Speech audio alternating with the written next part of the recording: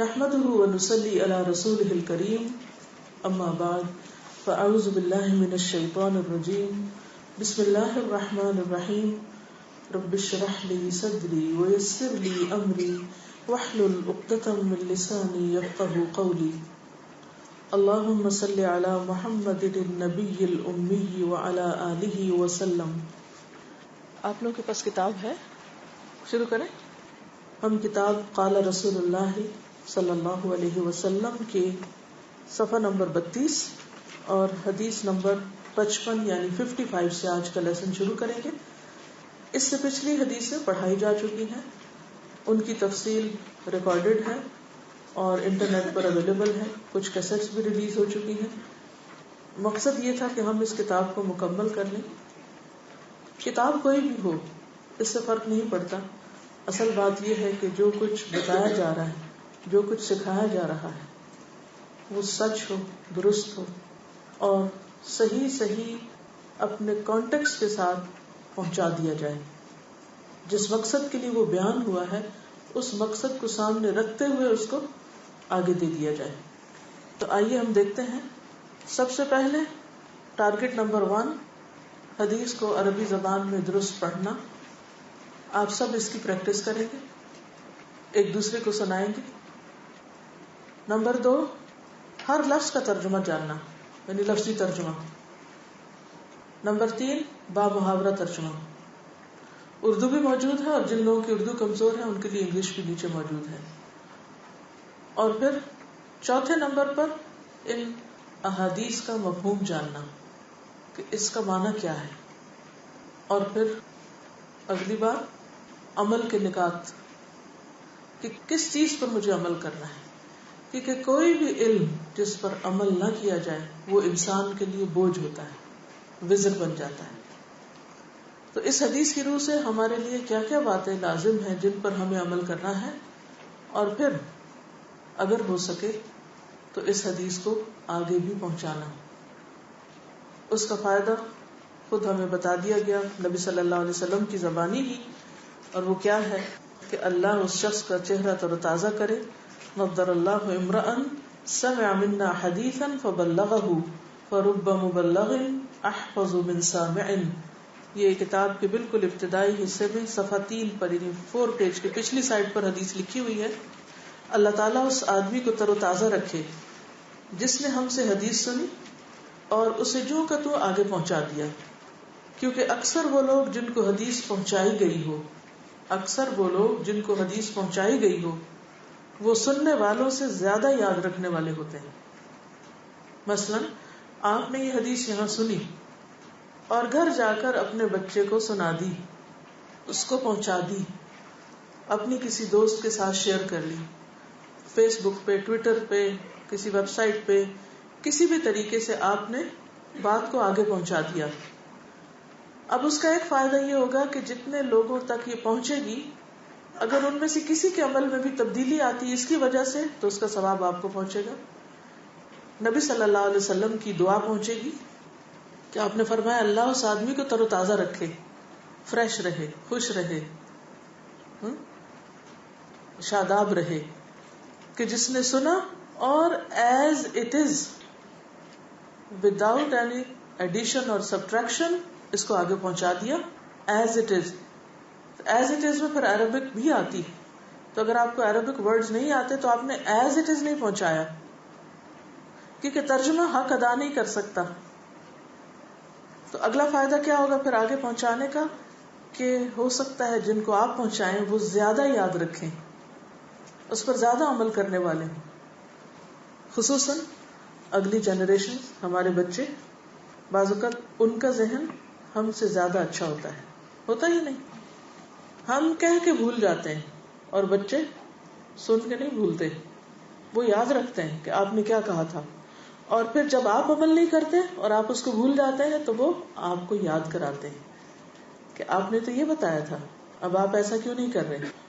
تو اس طرح ایک اور فائدہ یہ ہوتا ہے کہ وہ شخص جو سنتا ہے، ہمیں یاد کراتا ہے، وہ ہمارے لیے عمل میں ایک مددگار بھی بن جاتا ہے، ہمارے عمل میں آسانی کا ذریعہ بن جاتا ہے.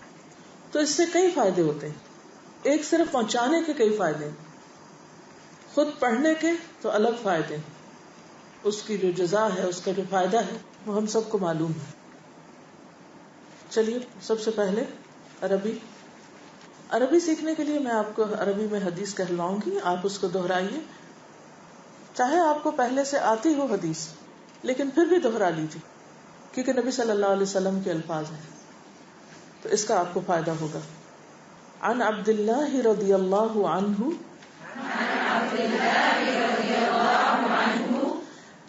ابھی کچھ لوگ بول نہیں رہے، بولیے، منہ سے لفظ اتنا زور سے کم از کم بولیے کہ آپ کے اپنے کان آپ کی آواز سن سکیں. صرف دوسروں کی آواز نہیں سنیے، اپنی آواز بھی خود سنیے. دل میں نہیں پڑھیے، منہ سے بول کے پڑھیے، کیونکہ جب تک آپ بولیں گے نہیں آپ کی زبان درست نہیں ہو سکتی. عن عبد اللہ رضی اللہ عنہ، دال کے نیچے زیر ہے، عبداللہ نہیں ہے. عن عبد اللہ رضی اللہ عنہ،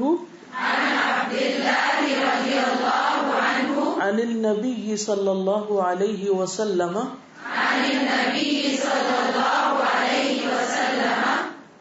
قال ان الصدق يهدي الى البر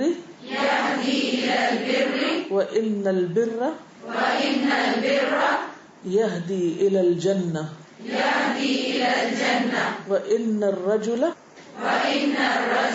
ليصدق حتى يكون صديقا وان الكذب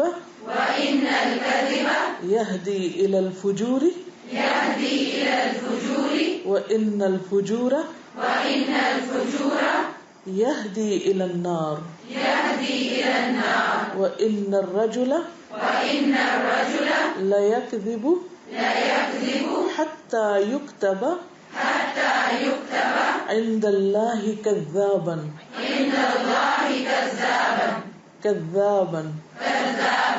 رواہ البخاری کتاب الادب. اب میں ایک سٹریچ میں عربی پڑھوں گی، اب آپ کو دہرانے کی ضرورت نہیں ہے. یہ پریکٹس آپ باقی گھر جا کے خود کریے کہ لاؤڈلی پڑھ کے اس کو دہرا کے صحیح عبارت پڑھنے کی کوشش کیجیے. چند دفعہ بھی اگر آپ اس کو پڑھ لیں گے تو انشاءاللہ آپ عربی حدیث کوٹ کرنے کے قابل ہو جائیں گے. بہت سے لوگ پڑھاتے ہوئے بھی صرف ترجموں پر اکتفا کرتے ہیں، ترجمے پڑھتے رہتے ہیں، تو پڑھانے کا حق ادا نہیں کرتے جب تک کہ نبی صلی اللہ علیہ وسلم کے الفاظ کو آگے نہ پہنچائیں. صحیح معنوں میں تو اسی وقت وارث بن سکتے ہیں نا. عن عبد اللہ رضی اللہ عنہ عن النبی صلی اللہ علیہ وسلم قال ان الصدق يهدي الى البر وان البر يهدي الى الجنة وان الرجل ليصدق حتى يكون صديقا وان الكذب يهدي الى الفجور وان الفجور يهدي الى النار وان الرجل ليكذب حتى يكتب عند الله كذابا. رواہ البخاری کتاب الادب. سیدنا عبداللہ رضی اللہ عنہ سے روایت ہے کہ نبی کریم صلی اللہ علیہ وسلم نے فرمایا، بلا شبہ یعنی بے شک سچ آدمی کو نیکی کی طرف رہنمائی کرتا ہے اور نیکی جنت کی طرف رہنمائی کرتی، اور آدمی سچ بولتا رہتا ہے یہاں تک کہ وہ صدیق کا مرتبہ حاصل کر لیتا ہے. اور بلا شبہ جھوٹ آدمی کو برائی کی طرف لے جاتا ہے یا رہنمائی کرتا ہے، اور برائی جہنم کی طرف رہنمائی کرتی ہے. اور آدمی جھوٹ بولتا رہتا ہے یہاں تک کہ وہ اللہ کے ہاں بہت جھوٹا لکھ لیا جاتا ہے، یعنی بہت زیادہ جھوٹ جمع ہونے کی وجہ سے وہ جھوٹوں میں شمار ہوتا ہے. سب سے پہلی چیز یہ کہ صدق کا معنی کیا ہے. صدق صاد دال قاف. صدق کہتے ہیں سچ کو، صلاح. اور اس کا تعلق صرف بولنے سے نہیں ہوتا، بولے جائے تو سچی بات، لیکن بولنے کے علاوہ اس کا تعلق انسان کی سوچ سے بھی ہے، انسان کے عمل رویے اور معاملات سے بھی ہے. مثلا سچائی کا تعلق، ٹروتھفلنس کا تعلق انسان کے ایمان سے ہے. سب سے پہلے قرآن مجید میں سورۃ البقرہ کے شروع میں ہی آ جاتا ہے وَمِنَ النَّاسِ مَن يَقُولُ آمَنَّا بِاللَّهِ وَبِالْيَوْمِ الْآخِرِ وَمَا هُمْ بِمُؤْمِنِينَ. لوگوں میں سے بعض ایسے ہیں جو کہتے ہیں کہ ہم اللہ پر اور یوم آخرت پر ایمان لائے، حالانکہ وہ مومن نہیں، وہ ایمان والے نہیں، یعنی وہ اپنے ایمان کے دعوے میں سچے نہیں، کیونکہ ان کے قول اور ان کی سوچ میں فرق ہے، اختلاف ہے، ان کے دل اور زبان میں اختلاف ہے. جو وہ کہہ رہے ہیں اس کو وہ پوری طرح مانتے نہیں. تو گویا ایمان میں سچائی کیا ہے کہ انسان سب سے پہلے دل کا سچا، اور پھر اس کو زبان سے جب دہرائے تو دل اور زبان میں فرق نہ ہو. دل چونکہ معلومات کا خزانہ بھی ہوتا ہے، تو جو انسان کو معلوم ہو، جس چیز کا علم ہو، جس چیز کو وہ حق سمجھتا ہو، اسی کو زبان سے نکالے. تو گویا زبان کی سچائی اس وقت سچائی ہوگی جب دل اور زبان دونوں آپس میں موافقت کریں گے. دل جس بات کو صحیح سمجھتا ہے زبان اسی کو بولے. یہ نہیں کہ دل میں کچھ اور ہے اور زبان پر کچھ اور. اس کا نام نفاق ہے، ایمان نہیں. پھر اسی طرح انسان کے ایمان اور اسلام کی سچائی کب آتی ہے سامنے؟ جب وہ اپنے عمل سے اس کا اظہار کرتا ہے. جب وہ دل سے مان لیتا ہے اللہ کو، اللہ کی بات کو، اور زبان سے بول بھی رہا ہے، اقرار بھی کر رہا ہے، یہ کسی اور کو بتا رہا ہے، تو پھر کیا لازم آتا ہے کہ اسے کر کے بھی دکھائے. کیونکہ اگر وہ اس کو کر نہیں رہا تو اس کا عمل اس کے خلاف گواہی دے رہا ہے، وہ عمل میں جھوٹا ہے. وہ کیا ہے؟ عمل میں جھوٹا ہے.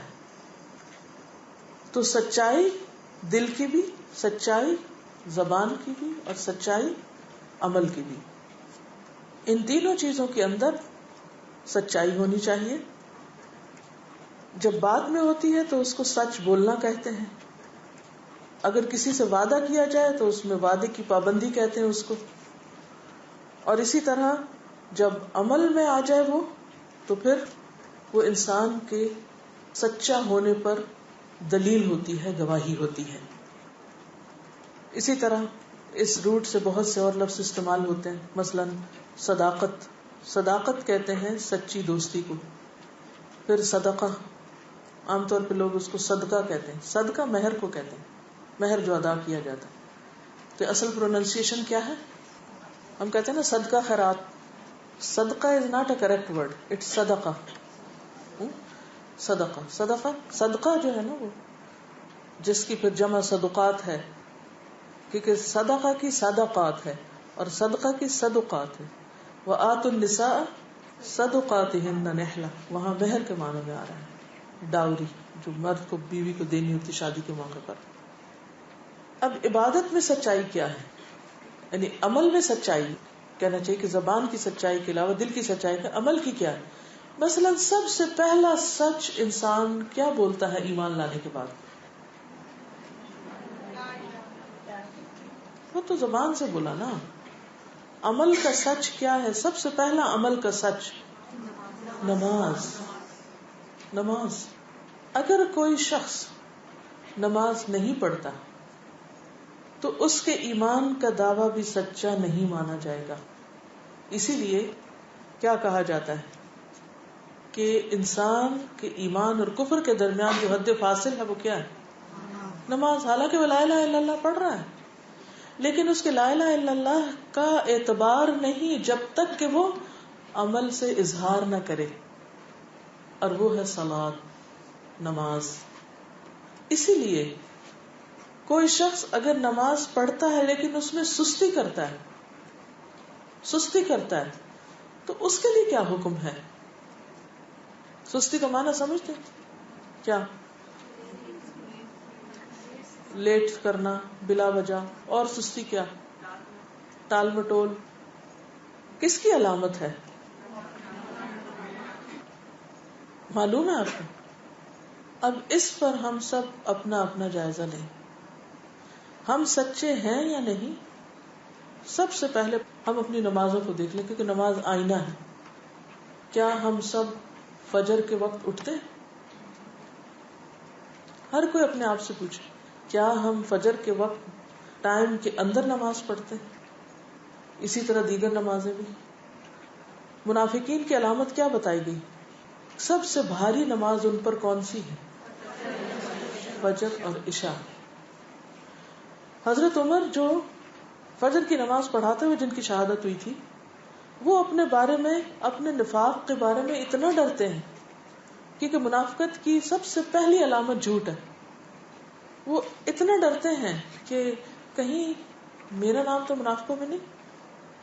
لیکن آج ہم سب اس سے بالکل بے خوف ہو گئے اور صرف اتنا زبان سے کہہ دینا کافی سمجھتے ہیں کہ ہم لا الہ الا اللہ پڑھ رہے ہیں، اور جو لا الہ الا اللہ پڑھے گا جنت میں چلا جائے گا. لیکن اس نے اپنی سچائی کا ثبوت کہاں سے دیا؟ پھر اسی طرح آپ دیکھیے کہ انسان اپنے ایمان کی سچائی کا ثبوت سب سے پہلے نماز سے دیتا ہے. پھر اس کے بعد دوسری چیز کون سی ہے نماز کے فوراً بعد؟ ہاں، زکوٰۃ، خیرات. اور اس کا تو نام ہی صدقہ ہے، وہ تو اسی روٹ سے ہے. گویا انسان کی سچائی کی دلیل ہے کہ انسان جس کے ساتھ سچا ہوتا ہے، فیتھ فل ہوتا ہے، اس پر اپنا مال خرچ کرنے میں یا اس کے لیے اپنا مال خرچ کرنے میں اس کو کوئی عار نہیں ہوتا. اسی لیے شوہر کی وفاداری کے ثبوت کے طور پر کہ ہاں واقعی وہ بیوی کا بوجھ اٹھانے کے قابل ہے، نکاح کے موقع پر اس سے مہر دلوایا جاتا ہے. تو صدقہ اور خیرات، یہ آپ ترتیب آپ دیکھ لیے قرآن مجید کے بالکل آغاز میں، ذالک الکتاب لا ریب فیہ ھدی للمتقین، کیونکہ اس حدیث کا تعلق بھی ہدایت کے ساتھ آ رہا ہے، تو اس کو پھر کنیکٹ کیجئے. یہ کتاب جس میں کوئی شک نہیں، یعنی کوئی جھوٹ ہے ہی نہیں، کوئی چیز اس میں ایسی نہیں جو حقیقت کے خلاف ہو، 100% بالکل سچ ہے، لا ریب فیہ. یعنی آپ دیکھیے قرآن پاک کا آغاز بھی کس بات سے ہو رہا ہے، کس کانسیپٹ سے ہو رہا ہے، کیا سکھایا جا رہا ہے؟ سب سے پہلے کہ یہ کتاب جس کو آپ پڑھنے جا رہے ہیں، ہر ڈاؤٹ، ہر شک اور ہر قسم کے خلل سے مبرہ ہے، بالکل صاف ستھری، واضح. اسی لیے یہ کیا کرتی ہے؟ ہدایت دیتی. کیونکہ اس حدیث میں بھی کیا آتا ہے کہ ان الصدق یہدی الی البر، سچ نیکی کی طرف لے جاتا ہے. جس کے اندر سچ نہیں وہ دوسروں کو راہ نہیں دکھا سکتا. ایمان لانے کے بعد جو پہلی صفت انسان کے اندر آنی چاہیے اور راسخ ہونی چاہیے وہ سچائی کی ہے. اس کا فوری ثبوت کیا ہے؟ الذین یؤمنون بالغیب، اس کو سچ مانتے ہیں جو غیب بتا دیا گیا. اور دوسری چیز وَيُقِيمُونَ الصَّلَاةَ، نماز قائم کرتے ہیں، ٹھیک ہے نا. اور وَمِمَّا رَزَقْنَاهُمْ يُنْفِقُونَ. اگر انسان نماز تو پڑھے لیکن مال اللہ کے راستے میں خرچ نہ کرے تو وہ سچا نہیں، اس کا ایمان سچا نہیں. یہ انسان کے اللہ کا ایک ٹیسٹ رکھ دیا گیا، ایک چیک لسٹ ہے ہم سب کو اپنے آپ کو چیک کرنے کے لیے. وَالَّذِينَ يُؤْمِنُونَ بِمَا أُنزِلَ إِلَيْكَ وَمَا أُنزِلَ مِن قَبْلِكَ وَبِالْآخِرَةِ هُمْ يُوقِنُونَ. تو سچے لوگوں کی اور علامت کیا ہوتی ہے کہ دنیا کی بجائے آخرت ان کی منزل ہوتی ہے، آخرت کا پکا یقین ہوتا ہے ان کے اندر. اب یقین بھی جو ہے وہ کس کے منافی؟ شک کے. ٹھیک ہے، یقین کس کا اپوزٹ ہے؟ شک کا. تو جو سچ ہوتا ہے وہ بالکل واضح ہوتا ہے، روشن ہوتا ہے، حقیقت کے مطابق ہوتا ہے، اس میں کوئی شک نہیں ہوتا. تو جو شخص سچا مومن ہے اس کے دل میں آخرت کی محبت گھر کر جائے گی، وہ آخرت کے لیے جینا شروع کرے گا، وہ ہر فیصلے میں آخرت کو مد نظر رکھے گا. تو ایک پورا معیار دے دیا گیا. لہذا سچ انسان کے اندر بھی ایمان کی شکل میں، سچ انسان کی زبان سے بھی، اور سچ انسان کے عمل میں بھی، اور سچ انسان کے معاملات میں بھی، کہ جب وہ کسی سے وعدہ کرتا ہے، جب وہ کسی کے ساتھ بزنس کرتا ہے تو اس کو دھوکہ نہیں دیتا، اس کو چیٹ نہیں کرتا، وعدے کی پابندی کرتا ہے، کسی کے مال میں خیانت نہیں کرتا. یعنی جب اس کے پاس کوئی امانت رکھی جاتی ہے تو اس میں خیانت نہیں کرتا. وہ حدیث یاد ہے نا کہ منافق کی 4 علامتیں، بات کرے تو جھوٹ بولے، وعدہ کرے تو خلاف کرے، امانت رکھی جائے تو خیانت کرے، اور بات کرے تو گالی گلوچ کرے. ساری چیزیں کور ہو جاتی ہیں نا اس میں. ہاں؟ سچائی، وعدہ کیا ہے، دوسرے لوگوں کے ساتھ معاملہ، امانت کیا، مالی معاملات، اور زبان کی خرابی کیا، گالی گلوچ، لان تان، یہ ساری چیزیں آ جاتی ہیں. کنیکٹ کر رہے ہیں ان چیزوں کو؟ کیونکہ آپ میں سے بہت سے لوگ ماشاءاللہ قرآن مجید پڑھے ہوئے ہیں، اور آپ ان آیتوں کو بھی رٹے ہوئے ہیں، اور ترجمہ بھی آتا ہے، اور سارا مفہوم بھی آپ اچھی طرح سمجھتے ہیں، لیکن یہ چیزیں عمل میں نہیں.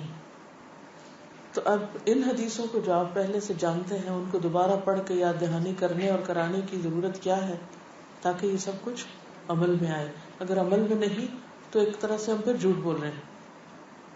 ہم کہتے ہیں ہم اس کو مانتے ہیں، کیا مانتے ہیں اگر عمل اس کے مطابق نہیں. پھر آپ دیکھیے کہ یہ جو کانسیپٹ ہے نا کہ ان الصدق یہدی الی البر، کہ سچ جو ہے وہ نیکی کی راہ دکھاتا ہے. گویا نیکی کی توفیق سچ سے ملتی، سچ سے راستہ ملتا ہے. ان الصدق یہدی الی البر، وہ کیسے؟ یعنی سوچنے کی بات ہے کہ سچائی سے نیکی کا راستہ کیسے ملتا ہے. اس کی ایک مثال ہے. یعنی اسٹیٹمنٹ کیا ہے؟ سچائی نیکی کی راہ دکھاتی، سچائی سے نیکی کے مواقع ملتے، سچائی نیکی کی طرف لے جاتی. لہذا جو شخص نیک بننا چاہتا ہے اس کے لیے سب سے پہلے تو سچا ہونا ضروری، تب وہ نیک بن سکتا ہے. جو سچا نہیں وہ نیک بھی نہیں، کہ اپنے آپ کو کچھ بھی سمجھتا ہو. اس میں نبی صلی اللہ علیہ وسلم کی سیرت سے ایک مثال ہے کہ مکی زندگی کے آخری دور میں مدینہ کے کچھ لوگ آپ کے پاس آئے اور اسلام قبول کر لیا. جب یہ لوگ رسول اللہ صلی اللہ علیہ وسلم کے پاس جمع ہوئے تو ان میں سے ایک شخص اٹھا. یہ عباس بن عبادہ بن نضلہ انصاری تھے. انہوں نے کہا، اے قبیلہ خزرج کے لوگوں، کیا تم جانتے ہو کہ تم اس آدمی سے کس چیز پہ بیعت کر رہے ہو؟ یہ کیا کہہ رہے ہو تم؟ لا الہ الا اللہ پڑھ رہے ہو اور بیعت کر رہے ہو. انہوں نے کہا، ہاں. کہا کہ تم تمام سرخ و سفید کے خلاف جنگ پہ بیعت کر رہے ہیں. یعنی اس شخص پر ایمان لانا کیا ہے؟ پوری دنیا کو اپنا دشمن بنا لینا. دیکھ لو کیا کر رہے ہو یہاں. اس میں تمہارے اموال برباد ہوں گے اور تمہارے بہترین افراد قتل ہوں گے. یعنی لا الہ الا اللہ پڑھ رہے ہو تو یاد رکھو، پھر اس کا نتیجہ بھگتنے کے لیے تیار رہو. انہوں نے کہا کہ ہم پھر ان کو اموال کی ہلاکت اور افراد کے قتل کے باوجود قبول کرتے ہیں. ابھی ایک سٹیٹمنٹ تھی، اوکے نو پرابلم، ہم جان بھی لگائیں گے، ہم مال بھی لگائیں گے. ابھی ایک بات ہے جو وہ کر رہے ہیں. پھر اے خدا کے رسول، ہمارے لیے کیا ہے اگر ہم اس وعدے کو پورا کر لیں؟ آپ نے فرمایا جنت، جنت. انہوں نے کہا ہاتھ بڑھائیے.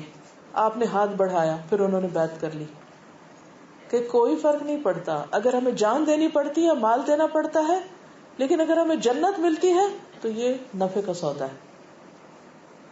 اس وقت جبکہ نبی صلی اللہ علیہ وسلم ابھی دشمنوں کے گھیرے میں تھے. آپ نے سیرت پڑھی ہوگی کہ مکی دور کا آخری حصہ کتنا مشکل دور تھا، آسان نہیں تھا. اس میں یہ لوگ ایمان لا رہے ہیں اور ان کو پتا ہے کہ ہم ان پورے قریش سے بھی ٹکر لیں گے اور ان کے علاوہ پیچھے اور بھی جو دشمن ہے سب سے. اس وقت آپ کے پاس کوئی مادی طاقت نہیں، کوئی مال نہیں، کوئی افرادی طاقت نہیں، کوئی سیاسی طاقت نہیں، کوئی حکومت نہیں، کچھ بھی نہیں آپ کے پاس. اس وقت تو خود مکہ میں جتنے بھی مسلمان تھے ان سب کو اپنا ایمان بچانے کے لیے ایک مصیبت پڑی ہوئی تھی. ایسے میں یہ لوگ آ کے ایمان لا رہے ہیں. دیکھیے کتنے مشکل حالات میں. لیکن کون سی چیز تھی جس نے انہیں اتنا اٹریکٹ کیا تھا کہ ساری مخالفت مول لینے پہ تیار ہو گئے تھے؟ کیا تھی وہ چیز؟ نبی صلی اللہ علیہ وسلم کی صداقت، آپ کی سچائی، سچائی کی طاقت تھی. آپ کا سچا ہونا تھا، آپ کا سچ تھا کہ یہ جو ہم سے کہیں گے وہ بالکل سچ ہوگا، اس لیے ہم ہر نقصان پر ان کا ساتھ دینے کو تیار ہیں. یہ ہمیں دھوکہ نہیں دیں گے، یہ ہم سے جھوٹا وعدہ نہیں کریں گے، یہ جو کہیں گے وہ کر کے دکھائیں گے. یہ سچائی کی طاقت ہے. سچائی صرف ایک کانسیپٹ نہیں، ایک بہت بڑی پاور ہے، اور یہ اس پاور کا کرشمہ. سچائی دلوں کو مسخر کرتی، دل موہ لیتی، وہ لوگوں کو آمادہ کرتی ہے کہ وہ قربانی کی قیمت پہ آپ کا ساتھ دیں. آج ہم لوگ دین کا ساتھ بھی دینا ہوتا ہے، اسی دین کا جس کا مدینہ والوں نے ساتھ دیا تھا. پہلے کیا دیکھتے ہیں؟ ہمیں کیا ملے گا، ہمیں کیا ملے گا، ہمارے لیے کیا ہوگا، کیا کوئی جاب ملے گی، کوئی پیسے ملیں گے، کوئی بزنس ملے گا، کوئی زمینیں ملے گی، کوئی کاروبار ملے گے، کیا ملے گا. تو ہم دین کی طرف بڑھیں اور دین کا کام کریں اور دین کے خادم بن جائیں. اور اگر یہ سب کچھ دین کے نام پہ حاصل نہیں ہوتا تو پھر کوئی اور دنیا کا کاروبار کرے. یہی وجہ ہے کہ آج دین کے کام کے لیے مخلص قابل افراد نہیں ملتے، کیونکہ وہ زبانی کلامی کہتے ہیں کہ ہم دین کے خادم ہیں، لیکن جب ان کے ذاتی مفادات سامنے آتے ہیں تو پیچھے ہٹ جاتے ہیں. جہاں ان کی ذات کو فائدہ نہیں ہوتا تو دین سارا رستے میں رہ جاتا ہے، عہد نہیں نبھاتے. تو بات یہ ہے کہ اس دور میں تو نبی صلی اللہ علیہ وسلم کا ساتھ دینے کا معنی تھا کہ جنگ مسلط ہو، کیونکہ وہ دور اس قسم کا تھا. آج ضروری طور پر یہ نہیں ہے کہ آپ جب دین کا کوئی کام کریں تو آپ کو ضرور جنگ ہی کو دیکھنی پڑے، لیکن ایک چیز جو ہر ایک کو کرنی پڑتی ہے وہ ہے قربانی. جب تک ہم قربانی کے درجے پر دین کے لیے آگے نہیں بڑھتے، جب تک ہم کچھ دے کر مال وقت جان لگا کر آگے نہیں بڑھتے، اس وقت تک یہ دین پنپ نہیں سکتا. کیونکہ یہ سچا دین ہے اور اس کی آبیاری کے لیے، اس کی گروتھ کے لیے سچائی چاہیے، سچے لوگ چاہیے، ایماندار مخلص وفادار لوگ چاہیے جو ہر مشکل کے باوجود اس کا ساتھ نہ چھوڑے. آج ایسے کتنے لوگ؟ ہم صرف اس وقت تک دین کا ساتھ دیتے ہیں جب تک ہماری ذات کو کچھ نہ ہو. جہاں ہماری انا کو کوئی مسئلہ آ جائے، کوئی ہم اوور سینسیٹیو ہوتے ہیں اپنی ذات کے بارے میں، ذرا سی کوئی بات کہہ دے تو ہم اس پہ سینسیٹیو ہو جاتے ہیں اور ہم پیچھے ہٹ جاتے ہیں. ذرا ہمیں کوئی مالی نقصان پہنچے تو ہم پیچھے ہٹ جاتے ہیں، ذرا ہماری مرضی کے خلاف کچھ ہو جائے تو ہم پیچھے ہٹ جاتے ہیں. لیکن جو سچا ہوتا ہے وہ جب اللہ کے راستے پہ نکلتا ہے تو کسی بھی قیمت پہ پیچھے نہیں ہٹتا، کیونکہ وہ سچ بولتا ہے. مدینے والوں نے جو بیعت کی تھی وہ سچی بیعت تھی، اسی لیے نبی صلی اللہ علیہ وسلم نے وہاں ہجرت کی تھی، اور اسی لیے مدینہ کو اتنی بڑی سعادت نصیب ہوئی کہ اللہ کے گھر مکہ کے بعد پھر مدینہ کو حرم بننے کا شرف حاصل ہوا. حالانکہ مدینہ کی آب و ہوا اور مدینہ کا جو موسم اور زمین جو تھی وہ اسلام سے پہلے کوئی بہت اچھی جگہ نہیں تھی، وہاں وبائیں پھوٹتی تھیں اور وہاں کے لوگ بھی کوئی بہت اچھے نہیں تھے. لیکن نبی صلی اللہ علیہ وسلم کی آمد کی برکت سے وہاں ہر طرف خیر ہی خیر ہو گئی، اور آپ نے اس کا نام یثرب سے بدل کر مدینہ النبی رکھ دیا، طابہ رکھ دیا. تو اس کا آغاز کہاں سے تھا؟ سچائی سے تھا، کیونکہ وہ لوگ دیکھ رہے تھے کہ یہ گروہ اور ان کا لیڈر یعنی نبی صلی اللہ علیہ وسلم ہر قیمت پر اس دین کا ساتھ دے رہے ہیں. وہ آپ کے عمل کو دیکھ رہے تھے کہ ہر مشکل کے باوجود آپ کھڑے ہیں. آپ دیکھیں حضرت بلال پہ اور دیگر صحابہ پہ جو مشکلات آئیں تو اس چیز کو انہیں سوچنے میں مجبور کر دیا کہ یہ جس مشن پہ چلے ہوئے ہیں اس میں ضرور کوئی سچائی ہے، ورنہ یہ اتنے دکھ نہ سہتے، یہ پیچھے ہٹ چکے ہوتے، یہ جا چکے ہوتے، یہ بھاگ چکے ہوتے، میدان چھوڑ چکے ہوتے. 3 سال شیخ ابی طالب میں اتنی تکلیفیں اٹھا رہے ہیں، ان کے پاس سچائی ہے، وہ صرف سچائی سے اٹریکٹ ہو کر آئے. آج ہم کہتے ہیں ہم لوگوں کو بلاتے ہیں، لوگ دین کی طرف نہیں آتے، لوگ ہماری بات نہیں سنتے، ہماری کوئی بات مانتے نہیں. کیا وجہ ہے؟ کیونکہ ہمارے اپنے اندر خود اپنا جائزہ لینے کی ضرورت ہے، خود سچا ہونے کی ضرورت ہے، اپنے عمل میں سچائی، اپنے معاملے میں سچائی. اور ہم سب کو خاص دعا کی ضرورت ہے کہ یا اللہ ہمارے اندر کا نفاق دور کر دے، کیونکہ سچائی کا نہ ہونا کس کو دعوت دیتا ہے؟ منافقت کو. یا سچائی ہے یا منافقت ہے، یا جھوٹ ہے. تو ہم سب خود کو خود دیکھیں کہ ہم کس راہ پہ چلے جا رہے ہیں. واقعی جس چیز کی کمٹمنٹ کرتے ہیں اس کو پھر نبھاتے بھی ہیں, جو وعدہ کرتے ہیں پورا بھی کرتے ہیں. جب ہم ہی نہیں کرتے تو پھر ہم دوسروں کو کس وعدے کا پابند کر سکتے ہیں؟ تو ان الصدق یہدی الی البر. تو مدینہ والوں کی اس مثال سے آپ کو سمجھ آ گیا ہوگی کہ کس طرح ان کو پھر نیکی کے مواقع ملے مدینہ والوں کو. ان کو کیا لقب ملا؟ انصار کا. آپ نے ان کی اتنی تعریف کی اور ایک موقع پہ فرمایا کہ اگر میں نے ہجرت نہ کی تھی تو میں انصار کا ایک فرد ہوتا, اور ان کے لیے ہر طرح کی نصیحتیں اور وصیتیں کی, ان سے محبت کی, کیونکہ انہوں نے اپنے قول کو سچا کر دکھایا. ایسے لوگوں کے بارے میں اللہ تعالیٰ نے بھی گواہی دی, اولئک الذین صدقوا, ان لوگوں نے سچ کہا ہے. وَإِنَّ الْبِرَّ يَهْدِي إِلَى الْجَنَّةِ, اور بے شک نیکی جنت کی راہ دکھاتی, جنت کی طرف لے جاتی. تو نیک بننے کے لیے کیا بننا ہے؟ سچا بننا ہے. اور نیک بن گئے تو کیا ملے گا؟ جنت, جس کا وعدہ آپ نے انصار سے کیا, اہل مدینہ سے کیا. جب انہوں نے پوچھا کہ ہم اتنی قربانیاں کریں گے تو ہمیں کیا ملے گا, اتنی نیکیاں یعنی کریں گے تو کیا ملے گا؟ جنت ملے گی. اور واقعی پھر ان کے لیے جنت تھی, دنیا میں ان کو جنت کی بشارتیں مل گئی. اب دیکھیں کہ جتنی بھی کائنات ہے سب سچ بول رہی, اپنے عمل سے سچ بول رہی, وہ جو ہے وہی دکھاتی. مثلاً آپ آم کے درخت کے پاس جاتے ہیں تو دور سے آپ دیکھتے ہیں اچھا وہ مینگو ٹری ہے, آم کا درخت ہے. جب آپ پاس جاتے ہیں تو کیا ملتا ہے وہاں آپ کو؟ کیا ملتا ہے؟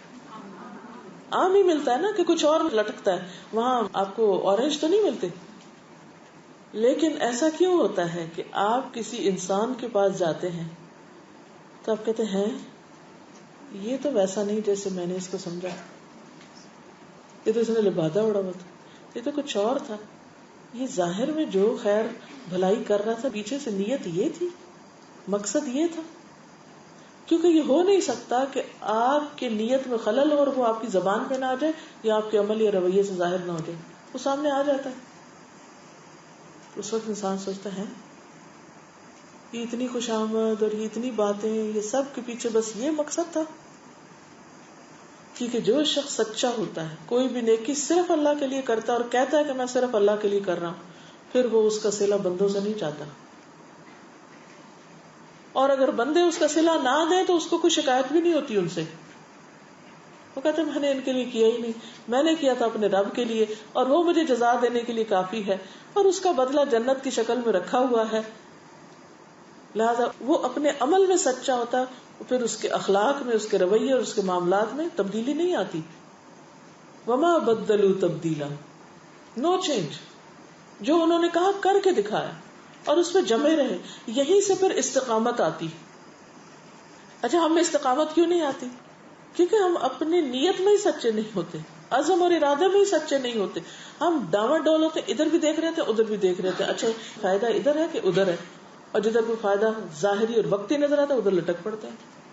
تو اصل بات یہ ہے کہ سچا ہونا ایک بہت بڑی بھلائی ہے اور بھلائیوں کا راستہ کھولتی ہے. اور اگر آپ پر نیکیوں کے خیر کے دروازے بند ہو رہے ہوں تو کسی کو ملامت نہ کریں سوائے اپنے آپ کی, کہ کہاں میری غلطی, کہاں میری کوتاہی, ایسا کیوں ہو رہا ہے. اور اگر آپ سچے ہوں گے نا تو اللہ آپ کو دکھا دے گا, اصل وجہ بھی بتا دے گا. کیونکہ بعض اوقات ہم بات کچھ ہوتی ہے اسے بنا کے کچھ اور پیش کرتے ہیں, اس کو آؤٹ آف کانٹیکسٹ بیان کرتے ہیں, کچھ سے کچھ کر دیتے ہیں. اسی لیے اللہ سبحانہ وتعالیٰ قرآن مجید میں سورۃ الاحزاب میں فرماتے ہیں یا ایھا الذین آمنوا اتقوا اللہ وقولوا قولا سدیدا یصلح لکم اعمالکم ویغفر لکم ذنوبکم ومن یطع اللہ ورسولہ فقد فاز فوزا عظیما. اے لوگو جو ایمان لائے ہو اللہ سے ڈرو اور سیدھی بات کیا کرو. قولوا قولا سدیدا, سدید اسٹریٹ سیدھی. سدید کا لفظ ہے نا وہ تیر کو نشانے کے رخ پہ کر دینا, اب آپ اس پین کو بس تیر آپ سمجھ رہے ہیں اور اس کا نشانہ یہ جگہ ہے یہ، تو اس کو اگر بالکل نشانے کی سیدھ پہ کر دیا جائے تو یہ سدید ہے، اور اگر ادھر یا ادھر کیا تو یہ کیا ہو گیا؟ غیر سدید. قولوا قولا سدیدا، بالکل سیدھی بات کرو، نشانے پہ لگتی ہوئی بات، حقیقت پر مبنی بات، لاگ لپیٹ کر کے ادھر سے ادھر ٹویسٹ نہ کرو، نہ اس میں ایگزیجریشن کرو کہ اس میں اتنی زیادہ اس کو حد سے بڑھاؤ کہ وہ اتنی سی بات اور اس کو کچھ سے کچھ بنا دی. اگر آپ یہ سمجھے کہ نشانہ یہ نہیں یہ بھی اس کا حصہ ہے تو اپنے آپ کو دھوکہ دے رہے ہیں. بات بس اتنی ہے، یہاں سے بس یہاں تک جائے گا تو نشانے پہ بیٹھے گا، ورنہ ہٹ جائے گا. تو قولوا قولا سدیدا، فائدہ کیا ہوگا؟ یصلح لکم اعمالکم، تمہارے اعمال کی اصلاح کر دے گا، اللہ تمہارے اعمال درست کر دے گا. کیونکہ صدق کا ایک معنی کیا ہے؟ صلاح، درستگی. اللہ تمہارے اعمال سچ کی وجہ سے بالکل ٹھیک کر دے گا، یعنی جو تمہارے کام ہوں گے وہ بھی سیدھے ہو جائیں گے. اور کیا ہوگا؟ وَيَغْفِرْ لَكُمْ ذُنُوبَكُمْ، اور تمہارے گناہوں کو معاف کر دے گا، تمہاری غلطیاں معاف کر دے گا. کئی دفعہ ہوتا ہے نا آپ نے بالکل نشانے پہ رکھا ہوتا ہے لیکن لگانے کے باوجود ادھر ادھر ہو جاتا ہے. ابھی خطا ہو گئی نا، ہماری نیت میں نہیں تھا کہ ہم ادھر ماریں گے ادھر ماریں گے، لیکن لگ گیا ادھر یا ادھر، ہم سیدھے ہی جانے والے تھے. تو اب یہ اس کو کیا کہتے ہیں؟ نشانہ خطا ہو گیا. تو خطاؤں کو اللہ تعالی معاف کر دیتا ہے. یغفر لکم ذنوبکم، سچ کی برکت سے گناہ بھی معاف ہو جائیں گے. اب آپ دیکھیے کہ یہ جو سچ کی برکت سے گناہوں کی معافی ہے، یہ بھی انسان کے لیے ایک بہت بڑی نعمت ہے اور اللہ تعالیٰ کی ایک بہت بڑی رحمت ہے. اور یہاں پر یہ جو کہا نا کہ تمہارے اعمال درست کر دے گا، یہ بالکل وہی مفہوم ہے جس میں ہم یہ دیکھ رہے ہیں کہ وہ نیکی کی طرف لے جائے گا، یعنی انسان کو اچھے کاموں کا موقع ملتا رہے گا. اسی لیے آپ دیکھیے کہ ہمیں وہ دعا سکھائی گئی ہے نا، اللہم اہد قلبی وسدد لسانی، اللہ میرے دل کو ہدایت دے اور میری زبان کو درست کر دے. میرے دل کو ہدایت دے اور زبان کو درست کر دے، یعنی بات نپی تلی اور سیدھی کرے، ٹویسٹ نہ کرے، ادھر ادھر کی نہ کرے، کچھ سے کچھ نہ بنا دے اس کو. ایک اور دعا بھی سکھائی دی کہ اللہم ارنا الحق حقا وارزقنا اتباعہ وارنا الباطل باطلا وارزقنا اجتنابہ. جب انسان سچ بولتا ہے، سچ پر عمل کرتا ہے، بات درست کرتا ہے، تو پھر اس کو سچائی کی تلاش بھی ہو جاتی ہے، وہ سچائی کی تلاش میں رہتا ہے، اس کی تھنکنگ بھی آبجیکٹو ہو جاتی ہے، وہ چیزوں کو اسی رنگ میں دیکھتا ہے جیسی وہ ہوتی، نہ بڑھاتا نہ گھٹاتا ہے. یہیں سے پھر عدل و انصاف شروع ہوتا ہے. تو وہ دعا بھی مانگتا ہے کہ یا اللہ ہمیں حق کو حق دکھا، یعنی جو چیز جیسی ہے ویسی دکھا، نہ ہم اس کو بڑا جانے نہ چھوٹا. کیونکہ جب ہم کسی چیز کو بڑا کر دیتے ہیں اس کی منزلت سے تو وہ بھی غلط ہے، دھوکہ کھا رہے ہیں نا. اور اگر اس سے گھٹا دیتے ہیں تو بھی نقصان میں ہے، ہم اس کا حق ادا نہیں کریں گے تو بھی پوچھ ہوگی. مثلاً اگر کوئی ماں کو خدا کہنا شروع کر دے تو یہ کیا ہوگا؟ جھوٹ ہے. اب اس کا نتیجہ کیا ہوگا؟ کیا وہ نیکی کے دروازے کھلیں گے یا کسی شر کے؟ اسی طرح کوئی ماں کو ماں ہی نہ مانے، اس کے درجہ گھٹا دے تو اس سے کیا ہوگا؟ اسی طرح ہر رشتہ، ہر شخص کا معاملہ، جو جس جگہ پر ہے، جس مقام کا حقدار ہے، اس کو وہ دینا، دراصل اللہ کے فیصلے کو قبول کرنا ہوتا ہے. اس لیے پیغمبر کے لیے بھی غلو کرنے کو منع کیا گیا، کیونکہ اس سے شرک کا دروازہ کھلے گا. قوم نوح میں شرک کیسے پیدا ہوا تھا کہ انہوں نے کچھ شخصیتوں کو اتنا بڑھایا کہ وہ خدا کے برابر پہنچا دیا. تو سچائی کیا ہے؟ سچا ہونا کیا ہے؟ سچائی کی تلاش کیا ہے؟ کہ انسان ہر چیز کو حقیقت کے روپ میں دیکھنے کا عادی ہو جائے. اور پھر فرمایا وَإِنَّ الرَّجُلَ لَيَصْدُقُ، اور بے شک انسان سچ بولتا رہتا ہے. حتی یکون صدیقا، یہاں تک کہ وہ صدیق کہلاتا ہے، صدیق ہو جاتا ہے اللہ کے نزدیک. صدیق بہت زیادہ سچا، سچا ہی سچا، ہر درجے کا سچا، سچائی میں کامل. صدیق کون؟ سچائی میں کامل، عمل سے اپنی بات کو سچ کر دکھانے والا. ابو بکر رضی اللہ تعالیٰ عنہ کا لقب یہی تھا، حضرت عائشہ کا لقب تھا صدیقہ. حضرت مریم کا لقب کیا تھا؟ امہ صدیقہ کانا یاکلان الطعام. تو صدیق کون ہوتا ہے؟ جس کی ہر چیز سچی. اس کے برعکس وَإِنَّ الْكَذِبَ يَهْدِي إِلَى الْفُجُورِ، اور بے شک جھوٹ فجور کی طرف لے جاتا ہے. فجور کو اگر آپ ڈکشنری میں دیکھیں تو فجور کے معنی ہوتے ہیں گناہ، زنا، حق سے تجاوز، بگاڑ. فجور کیا معنی ہے فجور کا؟ گناہ، زنا، حق سے تجاوز یعنی حق سے آگے ہو جانا، حق تک نہ رہنا، بگاڑ. تو جھوٹ جو ہے غلط خبر دینا، خلاف حقیقت بات کرنا، دل اور زبان کا اختلاف، یعنی جو سچائی کی تعریف کی اس سے بالکل الٹ.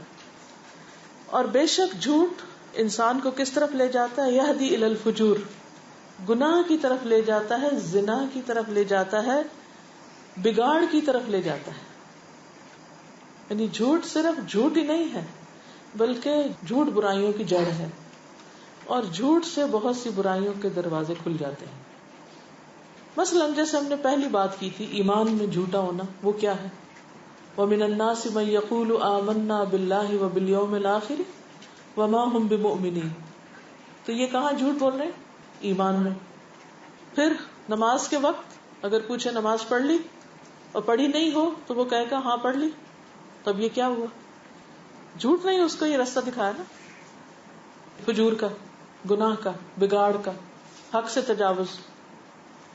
اچھا، اور آپ دیکھیے زبان سے تو پھر غلط بیانی تو اپنی جگہ ہے ہی، عبادت میں، اخلاق میں، دھوکہ، فریب، چیٹنگ. منافقین کی اگلی صفت کیا بتائی گئی؟ کیا کرتے ہیں؟ یخادعون اللہ والذین آمنوا. کانسیکوینسز آپ دیکھ رہے ہیں کس طرح آیات ریلیٹڈ ہیں ایک دوسرے سے. جھوٹے لوگ اللہ کو بھی دھوکہ دیتے ہیں اور ایمان والوں کو بھی دھوکہ دیتے ہیں، ان سے بھی کھیل رہے ہوتے ہیں. بات کچھ ہوتی ہے، بتاتے کچھ اور ہیں. وما یخدعون الا انفسهم.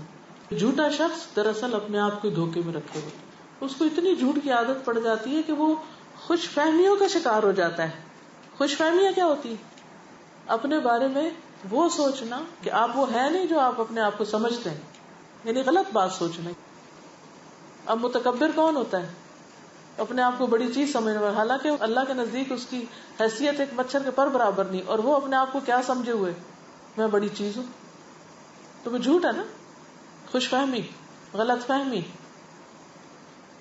وجہ کیا ہے اس سارے مسئلے کی؟ فی قلوبہم مرض، ان کے دلوں میں بیماری ہے.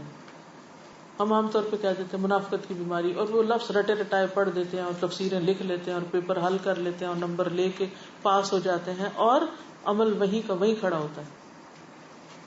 ان کے دلوں میں ایک بیماری ہے جس بیماری نے ان کے سارے عمل کو پلٹا کے رکھ دیا، اور وہ بیماری ہے دین کے معاملے میں اللہ کے احکامات میں شک.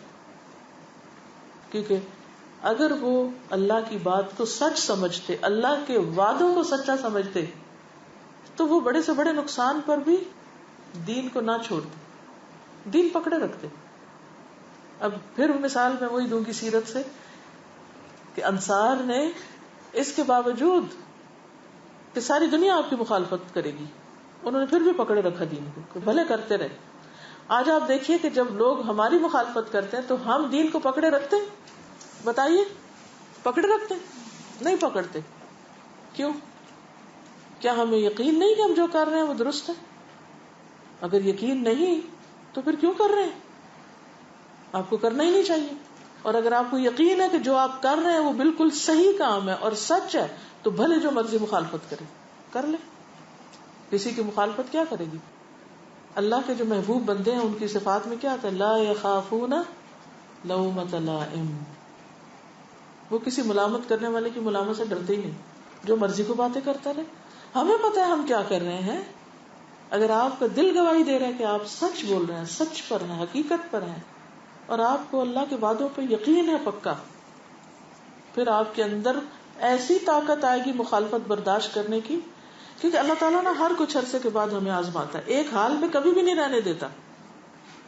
ما کان اللہ لیذر المؤمنین علی ما انتم علیہ. اللہ ایسا نہیں کہ تم اس وقت جس حال میں اس پہ ہی رہنے دے گا, یہ نہیں ہوگا. چین کہیں نہیں ہے, ہر تھوڑے عرصے کے بعد ایک نیا ٹیسٹ آنا ہے, اور وہ ٹیسٹ کس چیز کو آزمانے کے لیے؟ سچائی کو, کہ آپ اپنی بات میں کتنے سچے ہیں. آپ نے جس کام کو اللہ کا کام سمجھ کے پکڑا ہے, کسی بندے کا کام نہیں, اس میں کتنے سچے ہیں. مکی زندگی میں کتنے ٹیسٹ آئے تھے, پھر مدنی زندگی میں کتنے ٹیسٹ آئے, لیکن جنہوں نے سچ کہا انہوں نے آخر تک اس رستے کو پکڑے رکھا. وہ چھوٹی چھوٹی باتوں سے ادھر ادھر نہیں ہوئے, وہ جمے رہے. آج کنسسٹنسی کیوں نہیں دین کے کام میں؟ عبادت میں کنسسٹنسی نہیں, نیکی کے کاموں میں کنسسٹنسی نہیں, استقامت نہیں. وہ تجاوز ہے, کبھی ادھر لڑک رہے ہیں, کبھی ادھر لڑک رہے ہیں. کیوں نہیں؟ کیونکہ اپنے اندر ابھی وہ سچائی نہیں آئی. جب سچائی آئے گی نیکی کے دروازے کھلتے چلے جائیں گے. مشکلات ضرور ہوں گی لیکن بڑے مواقع ملیں گے.